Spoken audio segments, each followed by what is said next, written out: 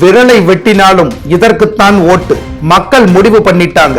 RB Udhayakumar அசத்தல். தேர்தல் பிரச்சாரம் நாலா பக்கமும் சூடுபிடிக்க தொடங்கியுள்ளது. தேர்தல் ஜுரம் நாடெங்கும் அடிக்க ஆரம்பித்து விட்டது. தமிழகத்தில் பிரதான எதிர்க்கட்சியான அதிமுக தனது சூறாவளி பிரச்சாரத்தை முன்னெடுத்துள்ளது.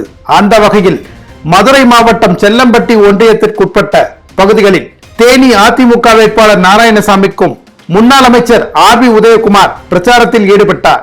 அப்போது செய்தியாளர்களிடம் பேசிய ஆர்பி உதயகுமார், எங்களுக்கு களம் பிரகாசமாக உள்ளது, வெற்றி வாய்ப்பு உறுதி, எவ்வளவு வாக்கு வித்தியாசம் என்பதைத்தான் பார்க்க வேண்டும். எங்களை எதிர்த்து நிற்பவர்களுக்கு பயம் வந்தே விட்டது.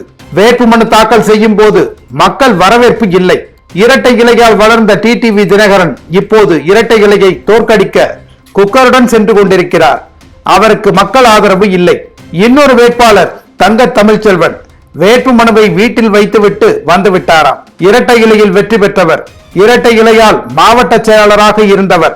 இரட்டை இலை மூலம் இந்த பகுதிக்கு அறிமுகமானவரின் வேட்புமனு பேப்பர் கூட அவருடன் வர மறுக்கிறது.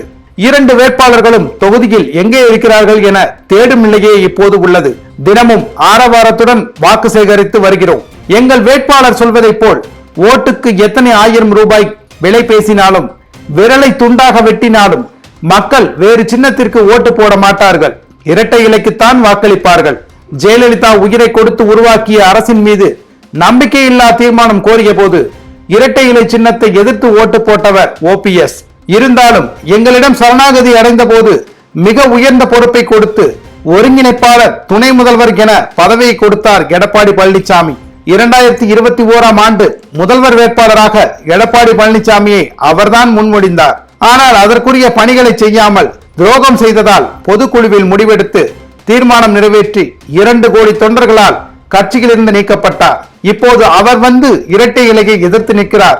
ராமநாதபுரத்தில் ஓபிஎஸ் பெயரில் சுயேட்சைகள் பலர் வேட்புமனு தாக்கல் செய்துள்ளார்களே என்ற கேள்விக்கு பதிலளிக்கையில், ஜனநாயக நாட்டில் யார் வேண்டுமானாலும் போட்டியிடலாம், என் பெயரில் கூட யாரும் போட்டியிடலாம். இவர்களுக்கு தோல்வி பயம் வந்ததால் அதை குறை சொல்லிக் கொண்டிருக்கிறார்கள். அவரது நாடகத்தை மக்களும் தொண்டர்களும் நம்ப தயாராக இல்லை. மாவட்ட ஆட்சியர் ஆய்வு செய்து அனைத்து வேட்புமனுவையும் ஏற்றுள்ளார் என்று கூறினார். நம்முடைய கட்சி தான் வெற்றி கூட்டணி. வெற்றி கூட்டணி. அந்த கூட்டணியில் இருக்கிற கட்சியெல்லாம் இப்ப ஒவ்வொரு வருத்தப்பட்ட நிலையில் தான் இருக்கிறாங்க. யாரும் மனமகிழ்ச்சியா இல்ல. யாரும் மனமகிழ்ச்சியா இல்ல. என்ன எத்தனை முறை அழைத்து பேசி கூட்டணி முடிவுக்கு வந்தது என்று உங்களுக்கு நல்லா தெரியும். ஆனா அதிமுகவில் ஒரே நாள்ல அழைத்தோம், அவர்களோடு ஒப்பந்தம் போட்டோம், அன்றைய தினமே வேட்பாளரை அறிவிச்சோம்.